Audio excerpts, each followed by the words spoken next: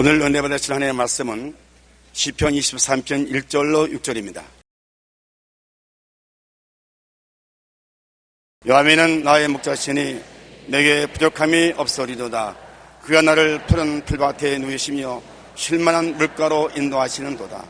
내 영혼을 소생시키시고 자기 이름을 위하여 의의 길로 인도하시는도다. 내가 사망의 음침한 곳으로 다닐지라도 해를 두려워하지 않을 것은 주께서 나와 함께 하시니라. 죄의 지팡이와 막대기가 나를 안위하시나이다. 주께서 내 원수의 목전에서 내게 상을 차려주시고 기름을 내 머리 위에 부으셨으니 내 잔이 넘치나이다. 내 평생의 선하심과 인자하심이 반드시 나를 따르리니 내가 야훼의 집에 영원히 살리로다. 아멘.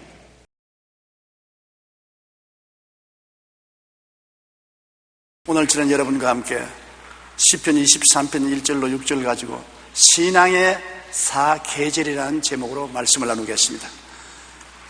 우리가 경험한 걸 통해서 보면 신앙이란 항상 축복만 쏟아지는 생활이 아닙니다.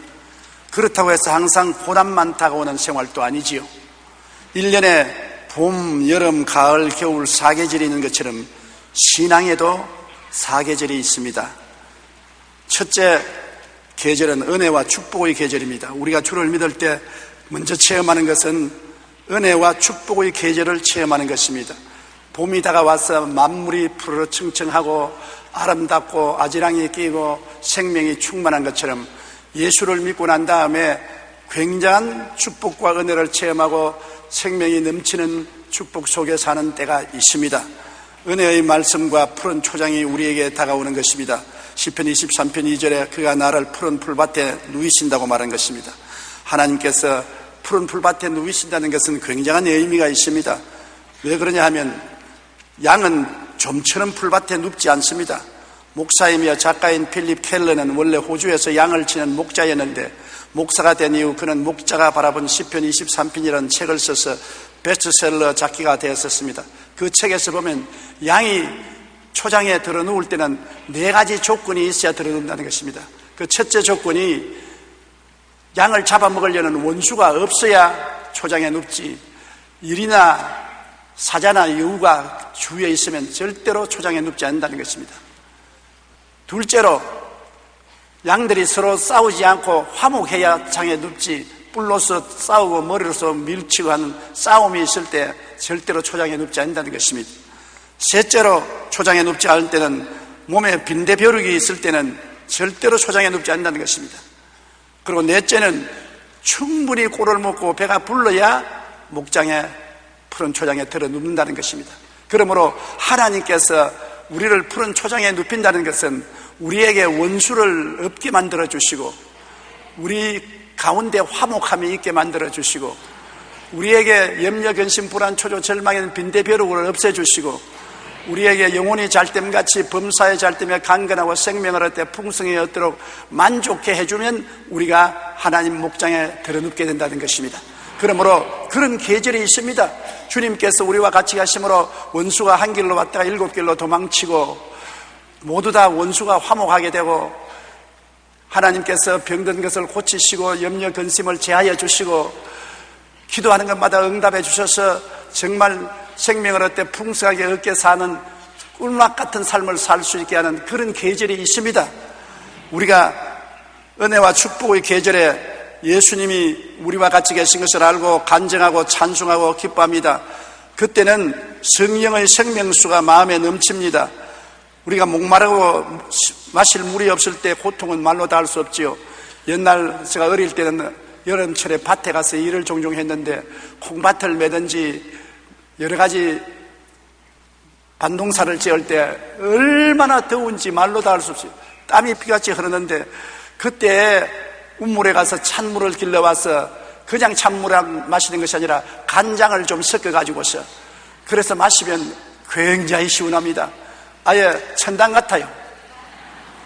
제가 일정시대에 강제노동에 동원된 보국대들이 화물선을 타고 필리핀을 위시한 남방으로 운송될 때 체험을 들었습니다. 화물칸에 꽉꽉 한국 노동자들을 태워서 물을 한 방울도 주지 않고 장시간 며칠을 항해를 하니까 사람들이 목말라서 죽을 지경입니다. 물 달라고 아우성쳐도 일본 사람들이 물을 안 주니까 나중에 목을 쭉 뽑아서 쿡 쓰러지고 푹 뽑아서 푹 쓰러지고, 그래서 제일 처음에는 급하게 물을 좀 갖다 먹이더니만 나중에 쓰러진 사람 많으니까 몽둥이를 가지고 두들겨 패고 물을 안 주어서 수많은 사람이 목말라 죽었다는 말을 들어본 것입니다.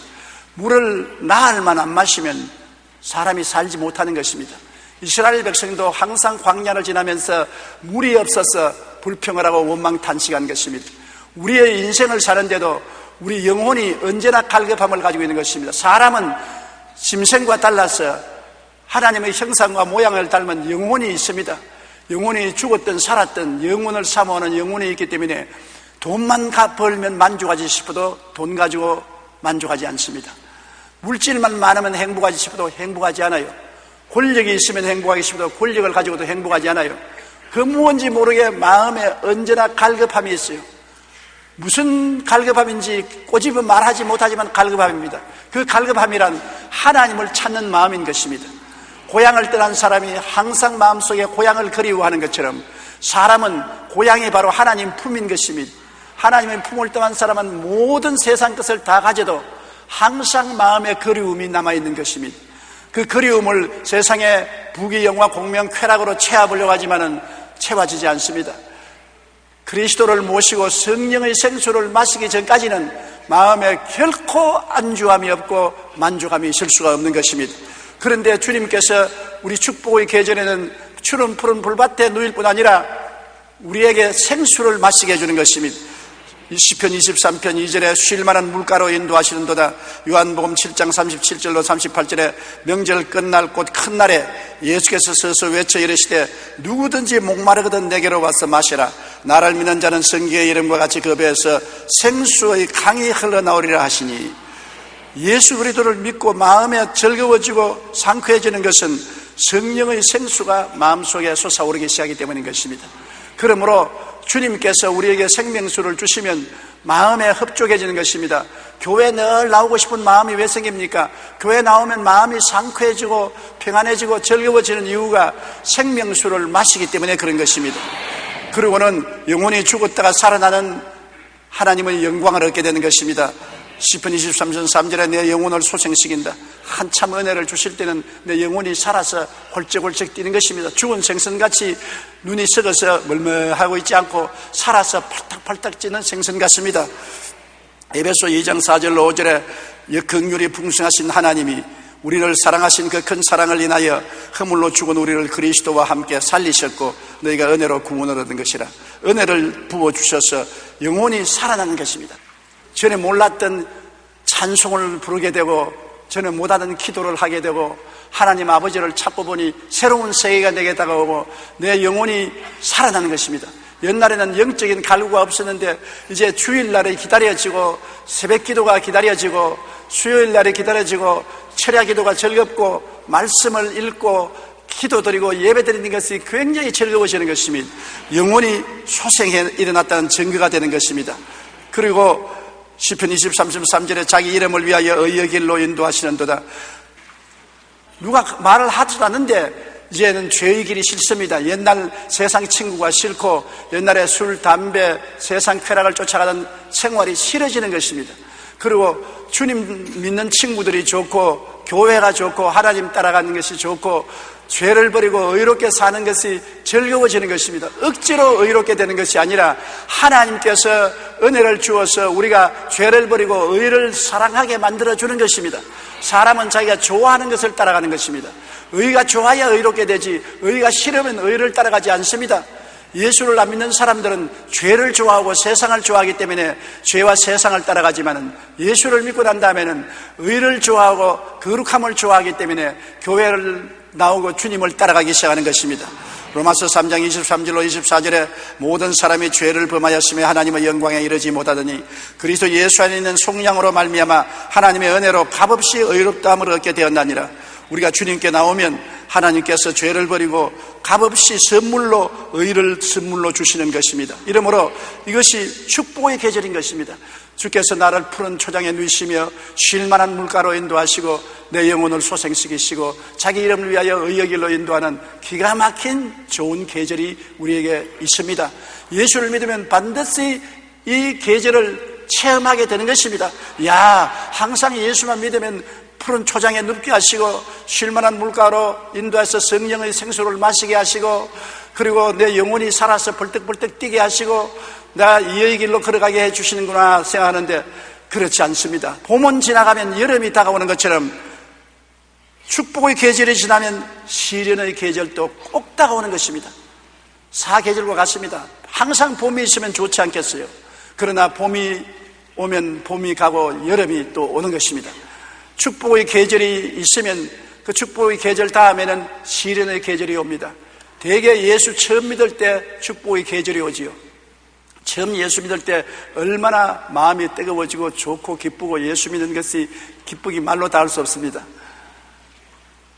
어떤 사람이 예수 믿는 사람 보고 저 여자는 발 뒤꿈치에 말발굽을 달았냐, 아침 새벽부터 때려 뛰어다니면서 교회만 간다고 그렇게 비난하는 것을 내가 보았습니다만 그럴 정도로 좋습니다. 그러나 그 계절이 지나고 난 다음에는 시편 23편 4절에 내가 사망의 음침한 골짜기로 다닐지라도 해를 두려워하지 아니할 것은 주께서 나와 함께 하심이라. 주의 지팡이와 막대기가 나를 아니하시나이다. 사망의 음침한 골짜기로 지나가는 계절이 다가오는 것입니다. 그렇게 좋던 것이 다 사라지고 사방이 어두컴컴해지고 눈앞이 캄캄하고 불안과 공포가 나를 휩싸는 어려움이 생기는 것입니다. 집안에 우환질구가 생겨나고 사업이 잘 되던 사업에 부도가 나고 시험과 환란이 다가오고 육체에 어려운 병도 다가오고 그렇게 좋던데 왜 이렇게 되냐? 하나님이 천리 만리 밖에 있는 것 같고 하나님이 완전히 나를 버린 것 같습니다. 교회 와도 나는 외톨이 같고 부르짖어도 응답을 안 해주는 것 같고 나는 완전히 하나님이 잊어버린 것 같은 그런 사망의 음침한 골짜기를 지날 때가 꼭 있는 것입니다. 이것은 사망의 음침한 계절은 주님께서 우리의 신앙을 훈련시키기 위해서 그렇게 하는 것입니다. 우리 어머니가 9자녀를 낳았으니까 내가 우리 누님 다음 둘째로 태어났는데 동생들 보면은 은혜 끝까지 젖을 먹이고 난 다음에 그 다음 젖 떼려고 할 때 옛날에는 젖에다가 금계란을 칠했어요. 굉장히 쓰거든요. 그러니까 어머니 젖을 물었다가는 막 화를 내서 울고 어머니 젖을 때리고 그냥 어머니를 쥐어받고 웁니다. 그래도 애에게 꼭 거기 젖꼭지에다 금계란을 발라서 쓰게 만들어 놓으면 나중에는 너무 써서 빨다가 못 빨다가 낙심하고는 그 다음엔 젖을 빨지 않고 밥을 먹기 시작하는 것입니다. 처음에는 젖을 빨지 밥을 안 먹으려고 하거든요. 우리 신앙생활도 축복의 계절을 체험한 사람은 전부 축복 속에 기뻐하고 즐거워하고 찬송 부르고 춤만 추기를 원하지 고난의 길을 걸어가서 믿음으로 서기를 원치 않습니다. 그러므로 하나님은 믿음을 가르치기 위해서 축복의 계절이 지나고 고난의 계절이 다가오도록 만들어주는 것입니다. 사망의 음침한 골짜기를 지나는 시련을 당하게 되는 것입니다. 도저히 하나님이 이제는 나를 버리고 그렇게 나를 사랑하던 사랑이 사라지고 은혜도 다 거두어 가버리고 나는 완전히 버림받은 그런 심정을 느낄 때가 있는 것입니다. 그러나 이사야 43장 2절은 내가 물 가운데로 지날 때 내가 너와 함께 할 것이라. 강을 건널 때 물이 너를 침몰하지 못할 것이며 내가 불 가운데로 지날 때 타지도 아니할 것이요 불꽃이 너를 사르지도 못하리라고 하는 것입니다. 사실은 그렇게 해주는 하나님인데도 불구하고 하나님은 멀리 계시는 것입니다. 아프리카의 어느 나라에서는 성인이 되면은 반드시 밤에 산에 올라가서 나무에다가 밧줄로 묶어놓고 난 다음 혼자 밤을 지내야 되는 것입니다. 성인식을 하고 난 다음에 20세가 되면은 그 아들을 아버지가 끌고 산에 가서 나무에 묶어놓습니다. 점점 어두워지고 캄캄해지는데 짐승의 우는 소리가 들리고 얼마 있지 않아요 싸나운 짐승이 곁에 와서 빙글빙글 돕니다. 그런데 짐승이 곁에 가까이 오기만 하면 휙 하고 어디서 화살이 날라와서 짐승을 쏘아서 죽여버린 것입니다. 이 청년은 무서워서 부들부들 떠는데 짐승이 곁에만 오면 어디서 화살이 날라와요. 그래서 아침에 보니까 바로 앞 나무 위에 아버지가 올라 앉아가지고서 아들을 내려다보고 있는 것입니다. 짐승만 오면은 화살로 쏘아버린 것입니다. 아들은 아버지가 바로 앞나무에 올라가 있는 것을 전혀 몰랐습니다. 자기 혼자 나무에 묶여있는 줄 알았는데 아버지가 보호하면서 곁에 늘 있었던 것입니다. 이처럼 우리를 하나님께서 사망의 음침한 골짜기로 지나갈 때에도 해를 받지 않도록 주님께서 함께 하시는 것입니다. 눈에는 안 보이고 귀에는 안 들리고 손에는 만질 수가 없어도 하나님은 숨어서 우리를 지켜보고 계시는 것입니다. 그래서 해를 받지 않게 하는 것입니다. 아무리 사망의 음침한 골짜기를 통하면서 고통을 당해도 그 고통이 우리에게 사망을 가져오고 절망을 가져오고 파괴를 가져오지 못하게 지키고 있는 것입니다. 우리 주님께서는 숨어서 계실 때가 많습니다. 그것은 우리가 이제 믿음으로 행하고 보는 것으로 행하지 않게 만들기 위해서 그런 것입니다. 캄캄한 밤에 오직 주님이 같이 계심을 믿음으로 알아야 되는 것입니다. 꿈으로도 환상으로도 계시가 오지 않고 은혜도 느낄 수 없을지라도 주님은 이제는 믿음으로 살아라. 나의 의인은 믿음으로 말미암아 살리라. 눈으로 보는 것으로 믿지 말고 귀로 듣는 것으로 믿지 말고 손으로 만지고 느끼는 것으로 믿지 말고 눈에는 아무 증거 안 뵐지라도 귀에는 아무 소리 안 들리고 손에는 잡히는 것 없고 내 앞길 칠흑같이 어두워도 주님이 같이 계신 것을 믿음으로 살아라. 그 믿음을 훈련하긴 시절이 바로 고난의 시절인 것입니다. 캄캄한 밤을 지나게 되는 것입니다. 그러나 아무리 캄캄한 밤이라도 하나님은 주위에 숨어 계신 것입니다. 이사야 41장 10절에 두려워하지 말라 내가 너와 함께함이라. 놀라지 말라 나는 내 하나님이 됨이라. 내가 너를 굳세게 하리라. 참으로 너를 도와주리라. 참으로 나의 의로운 오른손으로 너를 붙들리라고 말씀하는 것입니다. 우리를 예수님의 살과 피를 가지고서 값주고 산 주님께서 우리를 그렇게 쉽게 내버리지 않습니다. 저는 50년의 목회 생활을 하면서 하나님께서 나를 버렸다는 생각을 할 때가 많았습니다. 더구나 우리 여의도 순복음교회를 지을 때 그때 5.16 식구가 와서 성도들이 생활이 어려워지고 직장을 잃고 헌금이 나오지 않고 건축업자들은 저를 고소하고 철거는 오랫동안 비를 맞게 해서 녹이 슬어 농물이 떨어지고 얼마 있지 않으면 전부 다 그두어 내려야 된다고 하니 절망에 젖었습니다. 아무리 하나님께 부르짖어도 대답도 없습니다. 꿈에도 나타나지 않고 환상도 주지 않고 음성도 들리지 않습니다. 나는 기도도 안 나오고 가슴이 답답합니다. 그래서 이 교회 가운데 저기 엎드려가지고 하나님 이 철골이 내 위에 떨어져서 합법적으로 죽게 만들어 주시옵소서. 자살하면 지옥 가지만 합법적으로 죽으면 천당은 갈 테니까 주님 내가 죽게 해주십시오. 그렇게 고통치며 몸부림을 친 것이 기억이 나는 것입니다. 그때는 하나님이 영원히 버린 줄 알았어요. 영원히 나는 하나님 품에 안길 수 없는 줄 알았습니다만 지금 지나보니 옛날이 아주 우습고 재미있습니다. 하나님께서 그때 저희 믿음을 자라게 만드는 것입니다. 눈에 안 보이고 귀에 안 들리고 손에 잡히는 것 없이도 나를 믿어라. 돌아보니 하나님이 그 환난 가운데서 다 건져내시고 이렇게 훌륭한 교회를 짓게 만들어 주신 것입니다. 히브리서 13장 5절로 6절 우리 다 같이 한번 읽어보십시다.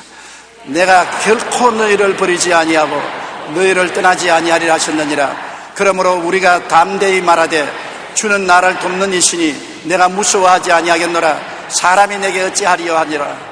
바로 이런 것을 가르쳐 주기 위해서 주님께서 사망의 음침한 골짜기로 지나게 하는 것입니다. 눈에 안 보이고 귀에 안 들리고 만질 것 없고 느낄 수 없어도 하나님은 안 버린다. 누가 무슨 말을 해도 하나님은 나를 안 버린다. 마귀가 아무리 나를 첩첩이 둘러싸도 하나님은 나와 같이 계신다. 하나님은 나와 함께 계셔서 나를 보호하여 주시고 해를 받지 않게 하여 주신다. 주님의 지팡이와 막대기가 나를 보호하신다고 성경은 말씀하고 있는 것입니다. 주님의 지팡이는 우리를 인도하는 지팡이입니다. 캄캄하고 아무것도 안 보이고 내가 눈을 감고 걸어가도 내가 걸어가는 게 아닙니다. 하나님이 모르게 지팡이로 인도하고 막대기는 짐승이 오면 때리치는 무기인 것입니다. 원수가 와서 나를 도역질하고 죽이고 멸망시키려면 주님의 권능의 막대기가 치는 것입니다. 그러므로 아무리 하나님이 날 버린 것 같고 나는 버림받은 것 같아도 하나님은 같이 계셔서 지팡이로 나를 인도하고 막대기로 원수를 쳐서 나를 멸하지 못하게 하고 그를 통해서 우리가 믿음을 연단받고 튼튼한 믿음으로 서도록 만들어주는 것입니다. 젖만 먹지 말고 밥을 먹고 남의 도움만 받지 말고 스스로 일어나서 그럴 수 있는 튼튼한 믿음의 용사가 되게 만들어주는 것입니다. 잠언서 3장 5절로 6절에 너는 마음을 다하여 야훼를 신뢰하고 내 명체를 의지하지 말라. 너는 범사의 그를 인정하라. 그리하면 내 길을 지도하시리라. 요한복음 16장 33절에 이것을 너희에게 이르는 것은 너희로 내 안에서 평안을 누리게 하리 함이라. 세상에서 너희가 환난을 당하나 담대하라. 내가 세상을 이기었노라. 환난이 안 다가오는 것이라 다가온다. 그러나 내가 세상을 이겨놓고 너희와 같이 있으므로 너희는 마음에 담대하라. 두려워하지 말고 놀라지 말라. 내 안에서 평안을 가지라고 말씀하시는 것입니다. 그러므로 우리에게 꼭 환난의 시절이 필요한 것은 이 환난의 시절을 통해서 우리가 굳은 믿음을 가지게 되는 것입니다. 제가 우리 성도들을 보면은 우리 성도들이 환난을 당하지 않고 편안하게 자란 사람은 조그만 어려움이 당하도 넘어지고 쓰러집니다. 조그마한 짐도 짊어지지 못합니다. 그러나 억센 시험과 환난을 당하고 그것을 극복한 사람은 무거운 짐도 짊어지고 나가고 어떤 고난이 다가와도 넉넉히 이기고 나가며 사탄을 이기고 승리한 것을 볼 수 있는 것입니다. 우리는 잘한 성도가 되어야 되고 힘이 있는 성도가 되어야 되는 것입니다. 운동하는 사람이 끊임없이 운동을 하는 것은 근육을 살려놓기 위한 것입니다. 근육이 튼튼해야 운동을 할 수 있는 것입니다. 운동을 안 하면 근육이 말랑말랑해져서 힘이 없는 것입니다. 주님께서는 신앙의 근육을 살리기 위해서 우리에게 시련의 계절을 주어서 시련을 통하여 금식도 하고 철야도 하고 부르짖기도 하고 몸부림도 치고 울고 가슴을 치고 몸부림치는 그런 삶을 통해서 신앙의 근육이 생겨나기 시작하는 것입니다. 어떤 일이 있어도 낙심하지 않고 이길 수 있는 능력과 권세가 우리 신앙에 생겨나는 것입니다. 이런 신앙이 절실히 필요한 것입니다. 이 어려운 세계를 살아나가기 위해서는 이와 같은 능력 있는 신앙이 있어서 기도를 통해서 흑암을 물리치고 사탄을 이기고 고난과 괴로움을 승리로 이끄는 그런 믿음이 필요한 것입니다. 어느 날 큰 시련을 당한 성도가 호프만 목사를 찾아와서 저는 어떻게 해야 좋을까요? 그와 같이 울부짖었습니다. 호프만 목사가 기도해주고 수고하고 무거운 짐진 자들은 다 내게로 오라. 내가 너희를 쉬게 하라고 했으니 이 어려운 짐을 혼자 질지 말고 예수님께 맡기고 의지하면 주님께서 돌봐주신다고 위로를 하고 난 다음 기도를 해주니까 이 성도가 말하기를 그래요, 이 무거운 짐을 나 홀로 질 것이 아니라 예수님께 맡기고 가겠습니다. 그리고 그 성도가 나간 후에 갑자기 목사님에게 찬송시가 떠올라서 그 시를 지은 것이 찬송가 363장입니다. 내 모든 시에 무거운 짐을, 시련은 반드시 옵니다. 잊지 마십시오. 여러분 신앙 스케줄에 하나님이 그것을 넣어놓고 있는 것입니다.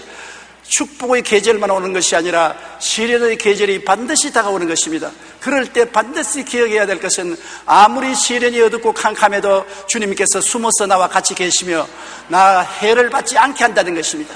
주님이 나를 도와주시기 때문에 지팡이와 막대기를 가지고 나와 같이 하시는 것입니다. 그러므로 시련을 당해서 이제는 벼랑에서 떨어진다 이제 떨어지면 죽는다고 할 때는 반드시 주님이 와서 받아주시는 것입니다. 주님께서 여러분을 홀로 두지 않습니다. 우리가 근심과 고통 가운데 무거운 짐을 지고 주님께 의지하고 나가면 주님이 반드시 우리를 붙들어 준다는 것을 마음에 반드시 새겨놓아야 되는 것입니다. 셋째는 이제 여름이 가면 가을이 오는 것처럼 시련의 계절이 지나고 나면 아이고 이제 한숨 돌리고 살겠다 싶은데 상당히 믿음이 강해졌지 않습니까? 그러면 원수와 싸우는 계절이 다가오는 것입니다. 시편 23년 5절에 주께서 내 원수의 목전에서 내게 상을 차려주시고 기름을 내 머리에 부어주시니 내 잔이 넘치나이다. 이제는 갑자기 내 주위에 원수들이 생겨나는 것입니다. 성경에 내 집안 식구가 원수라고 했는데 되지 않은 원수의 공격이 시작되는 것입니다. 경쟁자의 시기와 질투와 비난, 사방으로 우겨 쌓이고 답답한 일이 생기고 핍박을 당하고 넘어뜨리고 온갖 괴로움이 다 다가오는 것입니다. 왜냐하면 하나님이 네가 믿음이 있으니까 이제 원수하고 한번 실험을 해보라, 실습을 시키는 것입니다. 우리의 신앙 시절에 계절에 반드시 원수와 싸우는 계절이 옵니다. 안 그렇더니 갑자기 남편이 싸나워지고 혹은 아내가 바가지를 끌기 시작하고 자식이 부모를 대적하고 형제간의 원수가 되고 그렇게 친한 친구가 배반을 하고 사업적인 동업자가 원수가 되고 사만 초가성입니다. 세상에 이럴 수가 있느냐? 나하고 그렇게 다정한 사람이 나를 그렇게 버릴 수가 있느냐? 마음이 답답하고 의지할 데가 없는 것입니다. 얼토당토하는 말로서 비난하고 공격하고 고발을 하고 고소를 당하고 얻어맞고 발길로 채이고 피투성이가 되는 것입니다. 하나님은 어떻게 나를 이렇게 버리십니까? 그렇게 하지만은 그것이 바로 원수와 싸우는 계절인데 왜 원수와 싸우게 하느냐? 하나님은 원수가 오면은 축복의 밥상도 차려주기 때문인 것입니다. 원수와 이기기 위해서 하나님은 말씀과 성령으로 축복해 주시고 성리로서 축복을 해 주시는 것입니다. 어떠한 사람에게도 큰 축복을 받기 전에 반드시 원수의 진을 꿰뚫어야 되는 것입니다. 원수의 진을 꿰뚫지 않고는 축복의 밥상을 받을 수가 없는 것입니다. 우리 교회도 오늘날이 있기 전까지는 얼마나 많은 원수와 싸웠는지 모릅니다. 우리를 미워하는 믿지 않는 세계와도 싸우고, 같은 그리스도를 믿으면서 타 교단이 우리를 이단이라고 해서 우리를 몰아치고 싸우고, 우리 본교단에서 우리를 쫓아내고 고통을 당하고, 우리 교회 내에서 성도들이 서로 분열해서 싸우고, 온갖 투쟁과 고통을 다 당한 것입니다. 그럴 때마다 하나님께서는 원수가 오면 밥상도 차려주신 것입니다. 그러므로 원수는 반드시 우리를 시험해서 다가오는 그 계절이 있는 것입니다. 여러분, 갑자기 예수 믿고 평안하고 좋더니 왜 가정에 분란이 다가오냐? 우리 남편이 안 저런 남편이 왜 지금 싸우고 달라들며, 아내가 저렇게 온순하고 좋던 아내가 왜 투정을 부르고 대적을 하며, 자식들이 왜 저렇게 나를 거역하는고, 내 친구들이 왜 나를 이제는 멀리하고 비난하는고, 내 동업자가 왜 나를 시기하고 질투하는가, 왜 만사가 나를 우겨싸고 답답한 일이 생기고 핍박을 하고 내가 넘어지고 자빠지는 이 일이 웬일인가. 그럴 때 주님을 바라보는 훈련을 시키는 것입니다. 이런 일이 있을 때 너의 친구와 너를 돕는 자는 주님밖에 없다. 온 세상 날 버려도 주 나를 안 버려. 세상이 너를 버릴 때일수록 너는 너 주님 품에 가까이 오라. 그것을 훈련시키는 것입니다. 옛날에는 자기를 의지하고 자기 친척과 자기 이웃과 친구들을 의지하고 살았지만은, 이제는 세상의 모든 것을 의지할 수 없고 하나님밖에 의지할 수 없다는 것을 깨달아 알게 만들어주는 것입니다. 우리가 세상에 살면 물론 남편도 있고 아내도 있고 자식도 있고 일가도 있고 친척도 있고 친구도 있지요. 옛날에는 그들을 전적으로 믿었다가 마음에 손상을 입고 고통을 당했지만은, 이 체험을 하고 나면은 그때 마음의 손상과 고통을 안 당하는 것은 하나님이 나에게 계십니다. 주님이 나와 함께 계심으로 나는 살든지 죽든지 흥하든지 망하든지 성하든지 쇠하든지 주님께만 의지하고 산다. 이것을 가르치는 것입니다. 세상 사람 다 너를 버려도 주님은 버리지 않는다. 그러므로 주님만 꽉 의지하고 믿음, 소망, 사랑을 가지고 마음의 인내를 가지고 나가라고 주님께서 가르쳐주는 것입니다. 원수와 싸우는 계절이 반드시 다가오는 것입니다. 로마서 8장 35절로 37절에 누가 우리를 그리스도의 사랑에서 끊으리요? 환난이나 공고나 박해나 기근이나 적신이나 위험이나 칼이랴. 기록된 바 우리가 종일 주를 위하여 죽임을 당하게 되며 도살할 양같이 여김을 받았나이다 함과 같으니라. 그러나 이 모든 일에 우리를 사랑하시는 이로 말미암아 우리가 넉넉히 이기나니라. 환난이 다가와 보고, 고난이 다가와 보고, 기근이 다가와 보고, 적신이 다가와 보고, 칼이 다가와 보고, 원수가 다가와 봐야 주님이 얼마나 귀하고 얼마나 신실한 하나님이고 나를 사랑한다는 것을 체험할 수가 있는 것입니다. 죽음을 체험해봐야 영생을 체험할 수 있는 것처럼, 고난을 체험해봐야 평안을 주는 주님을 체험한 것처럼, 배가 고파봐야 먹을 것을 주는 하나님을 체험하는 것처럼, 원수가 와야 나의 영원한 친구는 예수님밖에 없다는 것을 깨닫게 되고 주 예수님을 더 사랑하고 주님 중심으로 서게 되는 것입니다. 우리는 두 주인을 섬길 수 없습니다. 우리는 세상 것을 사랑하고 또 주님을 사랑할 수도 없는 것입니다. 마음을 다하고 뜻을 다하고 정성을 다하고 목숨을 다하여 주 하나님만 사랑해야 되는 것입니다. 이것을 시험하기 위해서 우리들을 원수의 진에 던져놓는 것입니다. 원수들이 우리를 마음대로 취급하고 발길로 차고 주먹으로 때리고 짓밟아도 우리 주님은 우리와 같이 계셔서 그를 통해서 이기고 승리하고, 오히려 원수들 보는 앞에서 밥상 차려주고 영영 죽겠지 영영 죽겠지 이렇게 하도록 만들어주는 것입니다. 원수가 오면 밥상 차려진다는 것도 잊지 마십시오. 따라 말씀해 주세요. 원수가 오면 밥상도 온다. 반드시 주님이 좋은 일을 일어나게 만들어주는 것입니다. 원수가 오면 좋은 일이 그 뒤에 따라오는 것입니다. 그렇기 때문에 낙심하여 뒤로 넘어지면 안 되고 물러가면 안 되는 것입니다. 원수가 한 길로 오면 하나님은 7길로 물리쳐 주시는 것입니다. 성공과 축복을 주님이 원수 앞에서 내리심으로 원수 앞에 길을 당당히 세워주는 것입니다. 원수가 짓밟는데 하나님도 우리를 짓밟으면 우리가 갈 데가 없지 않습니까? 원수가 짓밟으면 하나님이 내가 너하고 같이 놀아 하고 밥상을 차려주면 원수가 보고 속이 터져 죽을 죄입니다. 저거 죽어야 되는데 왜 저렇게 잘 사느냐? 북한이 6.25를 일으켜서 우리를 쳐서 우리를 멸하고 점령하려고 했는데 6.25가 나고 난 다음 60년째 이제 몇 년이 되는데 우리에게는 하나님이 밥상을 차려주어서 세계 경제 대국이 되게 만들어주시고, 북한은 우리를 보고 발둥둥을 치지 않습니까? 왜냐? 주님께서는 원수 앞에 밥상을 차려주어서 내가 이 백성을 사랑하고 이 백성과 같이 있다는 것을 증거해 주시는 것입니다. 여러분, 그렇기 때문에 원수 때문에 속상하지 마십시오. 원수가 오면 여러분에게 좋은 일도 생겨나고, 원수가 여러분을 도적질하면 하나님은 여러분에게 더 채워주시고, 원수가 여러분을 쥐어박으면 하나님은 여러분을 품에 더 안아주시고 더 위로해 주시는 것입니다. 신명기 28장 12절로 13절 다 같이 읽어보십시다. 야훼께서 너를 위하여 하늘의 아름다운 보고를 여시사 내 땅에 때를 따라 비를 내리시고 내 손으로 하는 모든 일에 복을 주시리니 내가 많은 민족에게 꾸어줄지라도 너는 꾸지 아니할 것이요 야훼께서 너를 머리가 되고 꼬리가 되지 않게 하시며 위에만 있고 아래에 있지 않게 하시리니. 이런 일이 그냥 오는 것은 아닙니다. 원수 앞에서 그렇게 만들어주는 것입니다. 원수가 보아야 하나님이 이렇게 만들어주는 것입니다. 원수도 없는데 내 혼자 있는데 그렇게 만들어주지 않습니다. 그렇기 때문에 내가 복 받으려면 원수 앞에서 고통을 체험해야 되는 것입니다. 원수가 여러분을 치거들랑 하나님이 복 주려고 준비하시는 줄 알게 되시기를 바랍니다. 그리고는 기름으로 머리에 발라 신앙이 한 단계 높아지게 하는 것입니다. 기름으로 머리에 바르시 내 잔이 넘치나이다. 원수가 오면 밥상도 차려주고, 그 다음에는 성령으로 기름을 부어서 여러분의 인생의 잔이 넘치게 만들어주는 것입니다. 잔이 넘친다는 것은 영혼이 잘 되고 범사도 잘 되고 강건하고 생명을 얻되 넘치게 얻게 되는 것을 말하는 것입니다. 잔이 넘치는 삶은 반드시 축복의 계절도 지나가고 시련의 계절도 지나가고 원수의 공격을 받는 계절도 지나가면, 그 원수의 계절이 지나가기 전에 하나님께서는 밥상을 차려주시고 성령으로 기름 부어주셔서 여러분의 생활에 생명이 넘치고 축복이 넘치고 잔이 넘치게 만들어주는 것입니다. 시편 28편 8절로 9절에 야훼는 그들의 힘이시요 그의 기름 부음 받은 자의 구원의 요새이시로다. 주의 백성을 구원하시며 주의 산업에 복을 주시고 또 그들의 목자가 되시어 영원토록 그들을 인도하시옵소서라고 말하고 있는 것입니다. 그래서 삶의 만족과 기쁨과 행복과 감사가 넘치게 만들어주는 것입니다.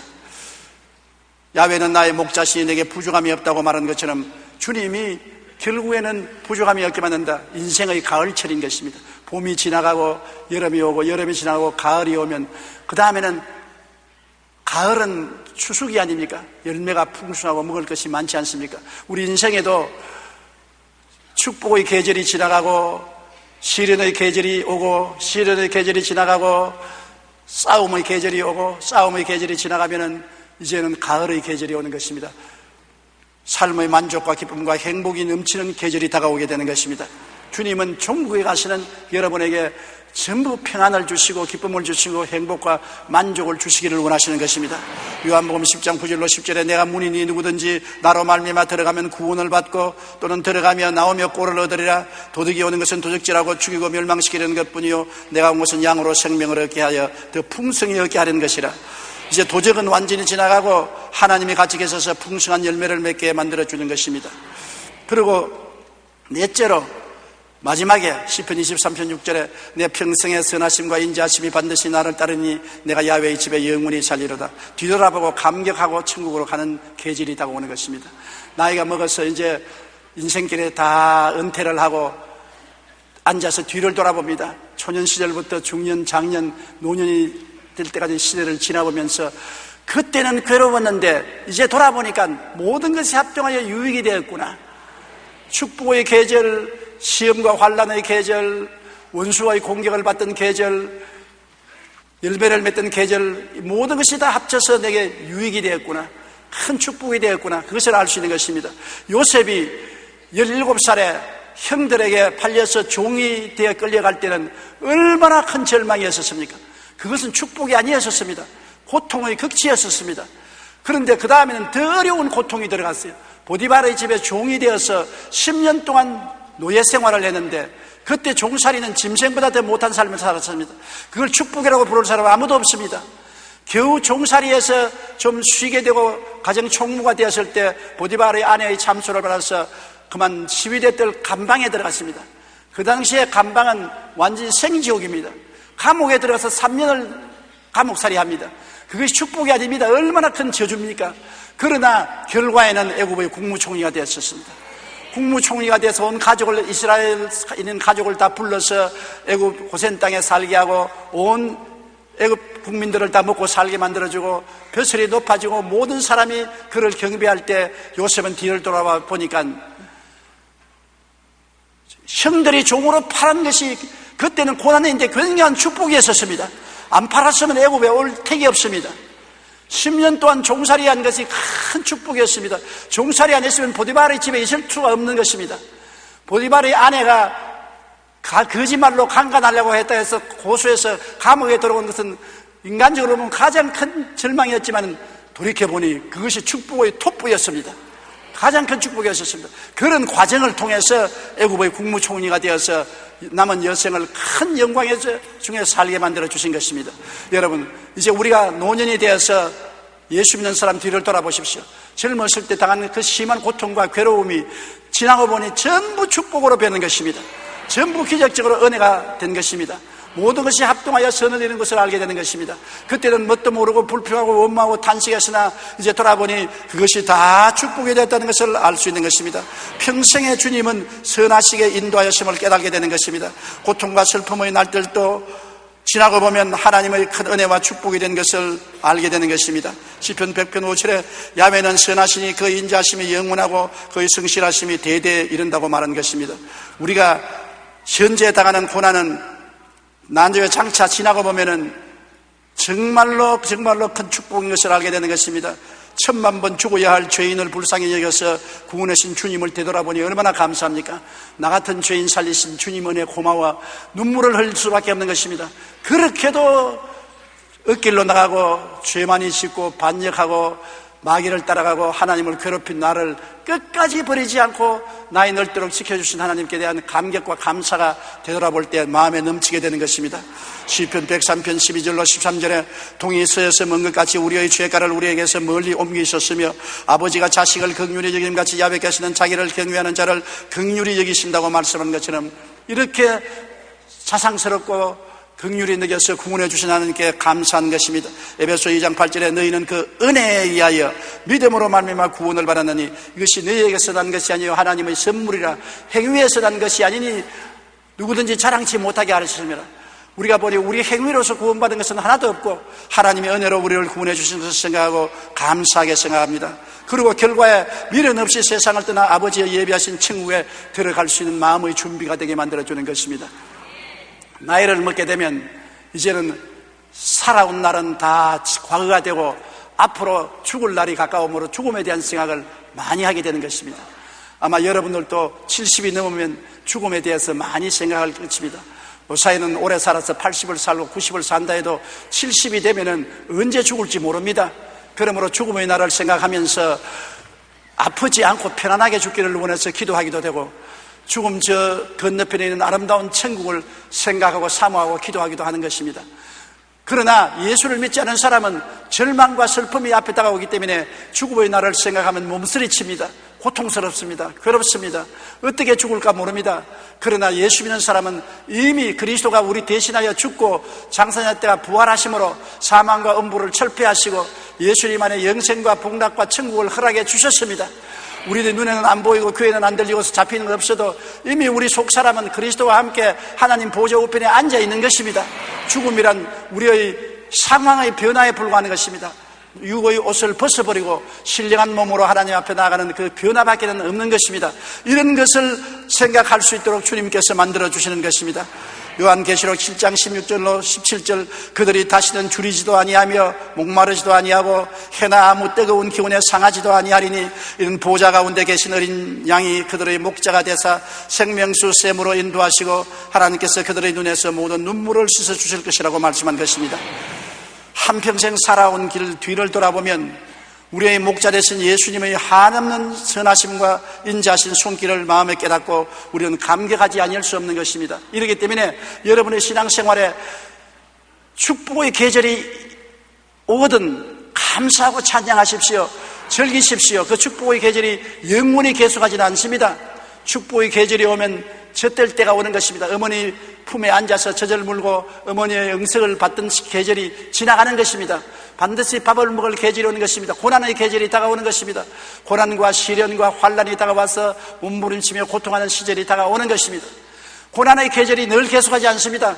그것이 지나가고 난 다음 이제 좀 살만하면 원수가 다가오는 계절이 오는 것입니다. 원수가 와서 여러분을 도적질하고 죽이고 멸망시키는 것입니다. 그 계절이 있을 동안에 주님께서 여러분에게 밥상 차려주시고 성령으로 충만하게 해주시고 여러분에게 잔이 넘치는 삶을 체험하게 해주는 것입니다. 그리고 그 계절도 영문이 계속하지 않습니다. 그 계절도 지나고 난 다음에는 이제는 아버지의 집에 영문이 거하게 될 계절이 다가오는 것입니다. 과거를 살펴보고 회개할 것 회개하고 감사할 것 감사하고 하나님의 선하심과 인자하심을 기뻐하고 즐거워하고 앞에 내가 거할 영원한 집으로 갈 준비를 하는 계절이 다가오는 것입니다. 이 계절을 지나서 우리 일생이 완성되는 것입니다. 하나님은 나의 목자시라 내게 부족함이 없으리로다. 저가 나를 푸른 초장에 누이시며 쉴 만한 물가로 인도하시는도다. 내 영혼을 수생시키시고 자기 이름을 위하여 의의 길로 인도하시는도다. 내가 사망의 엄침한 골짜기로 다닐지라도 해를 두려워하지 아니할 것은 주께서 나와 함께 계심이라. 주의 지팡이와 막대기가 나를 안위하시나이다. 원수가 와서 여러분을 대적할지라도 주님은 밥상을 차려주시고 기름으로 머리에 발라 잔이 넘치게 해주시고 그 다음에는 주의 선하심과 인자하심이 여러분 평생을 따랐다는 것을 다시 기억하고 하나님의 집에 갈 준비를 다 하게 되는 것입니다. 이러한 계절이 항상 여러분에게 다가오는 것입니다. 그러므로 이러한 일을 당하거든 이상한 일을 당한 것으로 생각하지 말고 하나님의 계획 속에 계신 것이구나, 이를 통해서 나를 완성시켜서 영원한 영광의 집에 계시게 있게 만들어 주시는구나, 이것을 알고 믿음으로 감사하게 되시기를 주님 이름으로 축원합니다.